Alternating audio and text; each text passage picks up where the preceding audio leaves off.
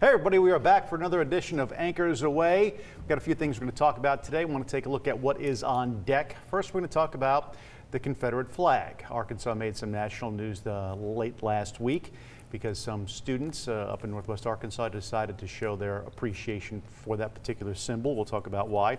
Also, we're going to talk about a class ring that was lost and then found some 30 years later. These stories are always kind of neat. And then we're going to talk about the Super Bowl that is coming up. Everyone's got an opinion on that. Some folks don't have an opinion at all. Anyway, I want to thank Ashley Ketz, Chief Meteorologist Keith Monahan for being here. Thanks, guys.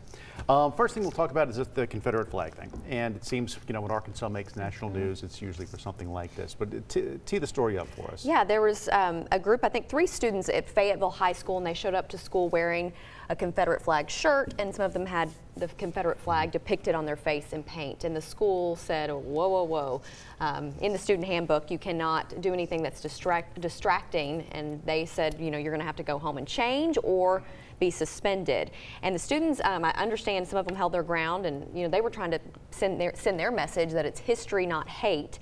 And there were some students that supported them in that, but the school just said no, it is too distracting for you to show up. It's causing a disruption in the classroom. So those students, a couple of them were suspended, I believe, for their actions because they refused to change clothes. And it's one of those things we see with the Confederate flag. It's a symbol of a number of different things to any wide number of people out there. It represents some things. It represents hate. It represents an army that fought against the United States of America. Keith, these kids said it was their, you know, Southern heritage. You know, the Confederate flag. A lot of people, they just don't want to see it at all. Some people, yeah. You know, some people say it is part of history. It should be displayed. You know, I'll share my opinion on that in a minute, but you're mentioning something. It's kind of a symbol of yeah. I mean, the rebellious first of all, American spirit. Well, rebel. I'm a rebel, Yankee, yell. so I don't have a dog in the fight. But I've lived in the South for a number of years. First Texas, now Arkansas. I think people can make anything a symbol of a hate they want to, and we have to be careful of the sliding scale of people that are triggered. What's going to trigger next? Granted, the Confederate flag was a symbol of the rebellion of the southern states for the protection of slavery, among other things. But on the other side, as I mentioned to you, Bob, it's kind of a unique symbol as well, because to me it kind of encapsulates or perhaps represents, in a way, and I have to be careful about this so I don't get hate email, it encapsulates in a way of the rebellious spirit of Americans, the distrust in national government, which we should all have, as the founders had when they wrote the Constitution in the way they did. It was meant to be our responsibility to be distrustful of the federal government. That was carried a bit too far, granted, but the flag itself, I don't think, in and of itself, doesn't represent hate. If somebody wears it, it is something uniquely Southern. And you can't deny that fact. That was the student's argument. Whether you're black or white, it is uniquely Southern. Is it? And I don't think it necessarily is a hateful thing, as Lincoln was very careful as the Civil War was coming to a conclusion to make sure that the rebellious Southern states were not punished in such a way to make them not be brother and sister Americans. He was very, very careful in that. And well, his goal ultimately was to preserve the Union. His goal was to preserve the Union, and the differences between the North and the South, he wanted everybody to, you know, be accepted once again as a united American. And under one flag. Under one flag. But he understood, in a lot of the things he said and wrote, that in order to have that happen successfully, you couldn't erase what the Southerners went through. It was he knew it was going to be an important part of their history and their fabric. So I mean, a lot of the Confederate statues went up not long after the Civil War, because I think Lincoln wanted that. I think he knew that Southerners had to know that they were honorable in the fight. They lost, and they're now Americans again. I think it's a very complicated issue, and I think if you had just and with Reconstruction, after Lincoln was assassinated and President Johnson took over, and the Reconstruction Congress of the 1860s and the early 1870s, I think that the radical Republicans wanted the South punished so hard, and I think had they been successful, we would have always had a divide in the country. Here's an interesting take that I got on the Confederate flag because, and I talked to a friend of mine who I grew up with, and he joined the military. He went to West Point. He spent his entire military career at West Point, and I asked him his thoughts on the Confederate flag, and he said, you know, the issue with the Confederate flag is the fact that it actually stands for a nation that went to war with the United States of America, and that army was defeated. And that army, under the leadership of Robert E. Lee, was responsible for more U.S. casualties than any other individual military leader. And I think it may be all wars combined. Yeah, and he said, he goes, it stands for a nation that we went to war with, and a nation that we fought and won the war over. So if that flag flies anywhere, it should fly in a museum. It should be part of history, no problem, but it shouldn't be openly displayed no more than the flag of the Imperial Japan, the rising sun. You know, now, I have to disagree. Because that flag, too, represents something that a lot of veterans say, I but don't want to see it. Those people weren't Americans. No, they weren't. But it's a representation of an army we fought against. Now they're Americans because the flag came down, the war is over. But there are many layers to this flag. But in President Lincoln's view, they were never not Americans. Right, no. He never referred to the South as the Confederate States of America, the Confederacy. It was always the rebellious states. So I think it is a multi-layered issue. Yeah. I love hearing his perspective, though. And it's one of those things. He says, you know, it belongs in a museum. And you know, on the other side of this too, you know, Robert E. Lee is studied to this day because he's considered to be a brilliant military tactician. So So it's one of those things. But you know, it's an interesting point. You know, saying that that's a flag of an army we fought against and we won. The flag should come down. War's over. It's also a part of Southern heritage. And again, I'm a Yankee by birth. And I don't have a problem if kids want to display or you know, talk about their Southern heritage to do a book report. Mm-hmm.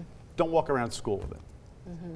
And I'm sure it got the conversation started, but you sure hope that it didn't get off point either. Right. Which I think probably we're sitting here talking about it. It probably did because we're talking about it. So I'm going to come back to it's a slippery slope, guys. It is. Mm-hmm. It is. Because I'll just say it. I don't like when other foreign flags are flown in American schools. If that is allowed, then why wouldn't the Confederate flag be allowed to fly in the foreign school? This if you want to start parsing this, you can. You know, but it's also, and schools are a special place, but it doesn't mean you lose all your constitutional rights there. And again, it's a slippery slope. Bob may be triggered by something, so I better not do that. I have no triggers. But you know what I'm saying? I mean, that's what happens. I mean, what happens is that slippery slope of who's triggered by what. Everybody is triggered nowadays. People, I'm looking at you. Just relax. Relax. Don't be so offended. I'll always go back to I'm Polish and Irish. I grew up in the 70s, and that was the worst time to be Polish and Irish because every single joke had a drunk Irishman and a dumb Polak. I told many of them. So I'm not triggered. I apologize to you. I'm not triggered by it. I mean, we can't take life too seriously. Talking about things that happen in life, a woman some 30 years ago went, I think she was swimming with her boyfriend at the time in Lake Dardanelle. They got out of the water and she'd lost her class ring and just disappeared, figured she'd never see it again, but there it is. Some 30 years later, I guess husband and wife, they do metal detecting underwater and they got a hit, went down and they pulled that ring out of the water. They did a little research. There's a name generally engraved inside the ring. They went on Facebook and they found the rightful owner and they returned that ring this week, which is kind of a neat story. Yeah, she was thrilled to see that ring. And just when you look at one of those, it brings back so many memories. I didn't have a class ring, but I can remember everything about high school and what was important in high school. And Bob, you and I were talking about this. What was important then? My class ring was important. It was very important, and it was important to her. And mine got stolen. It's never going to be returned. But maybe we'll be doing that story someday. But we did talk about high school, and you know, it's everything. And I mentioned it. Everything in high school seems to be under a microscope and a magnifying glass, and none of it. And you can't see out of it either. You know, you just can't. None of it makes. None of it's worth the worry that I think kids today put into it when they think about what they're wearing, who they're talking to, how they're getting to school, how they're getting from school. You know, the ring aside. I think a lot of kids are under a lot of self-induced pressure too in high school. And we have the perspective, thankfully, now that we can look back and. Well, Ashley, what was it, like 2 years ago? Oh, right. I don't know about that. But Me and Bob, we were still using slate and chalk. Yeah. You know. As I've gotten older, I will say that, you look back and you're like, man, I wish I hadn't taken it, you know, been so serious about certain things. Yes, make good choices, but maybe don't take everything as seriously as you should. Have a look. I mean, you're having fun, yes, but you know. You're not. I have that perspective now. Yeah, you're at that point in your life. I mean, you look back. All you had to do was get up, go to school, do homework. That's it. I wish I could go back to that life. It was too, a lot right easier now. than it is now. It wasn't bad, but you know, it's some of those things that you think about, whether it's a boyfriend, a girlfriend, or a test, or something that man. you know you wanted to be involved in, you couldn't get involved in, and the weeks you would stress about that or lose sleep over, and now you look back and you're like, what was that for? Right.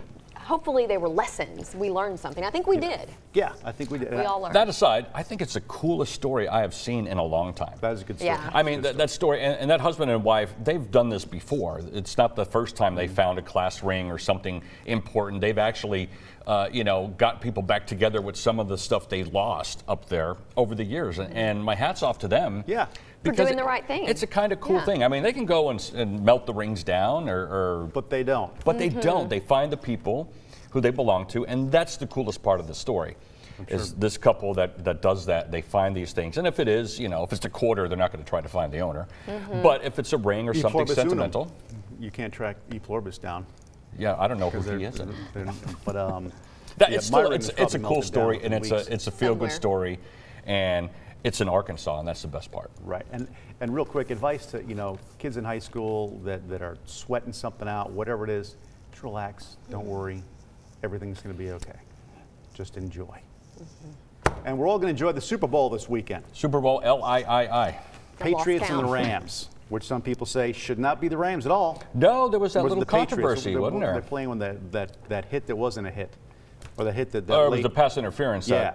that Oh my the ref was looking gosh. at that didn't call. And it's funny because the Super Bowl or the football people, the NFL said, yeah, we kind of screwed up. That should have been called. But and the thing is, they actually have provisions that they could have replayed that game. That was an option. They could have picked up the game from the bad call, I tell ya. but they chose not to. I guess they don't want to set a precedent. I guess not. But anyway, it's going to be the Rams and the Patriots. Another interesting story I heard about this week. I actually heard on KERN. A 10-year-old did an actual science project on how far you can throw, footballs with different air weight in them. And the deflated balls went farther, could be thrown more accurate. And he said the only reason I did that whole thing is because I hate Tom Brady. But hey, he learned something, So, didn't he? I guess. It didn't prove he did it. It proved that it That would work. that would The work. science It would work. behind The it. science Someone behind it wanted was Who correct. do you Yeah. have in the Super Bowl? I don't care. Who's doing the halftime show? I know there was Maroon 5. Maroon 5. That's okay. That's just It's not okay. Nickelback, No. Well, no. I like Nickelback. Keith would like Nickelback, right? Everyone's in the control room is laughing. What did you guys have a favorite for the Super Bowl? I just hope it goes into overtime because of the chicken wing, the free chicken wings. Buffalo Wild Wings. Yes, Buffalo Wild Wings is Would be a madhouse. pretty cool marketing scheme going on right now. So I just want the overtime so I can at least I'm going for the Patriots. try to get a free wing. It's kind of geographic Right. thing. Yeah, well, that's. But we'll see. Think your odds are good. That's your neck of the woods, Bob. We'll say next time I'll tell you the story about how Mike Ditka saved my dad's life. That will take a whole episode, though. That's a great story. Let's do it. Thanks very much for joining us for Anchors Away this time around. Certainly hope you have a great and safe week, everyone. Till next time.